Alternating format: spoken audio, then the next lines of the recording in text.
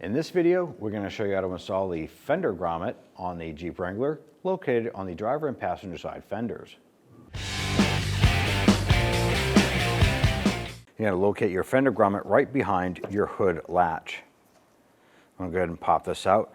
Most of the time you can just grab the edge of it and peel it out. We're having a tough time with ours, so we're just going to use our trim tool. We want to protect the fender. And we're just going to get underneath and just pop that up.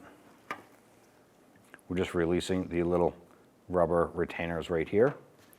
Just give that a quick little wipe. Take the new component, line that up, push it in.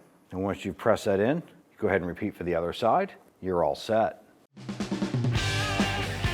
When only the best will do, demand TRQ. The only company that lets you view before you do.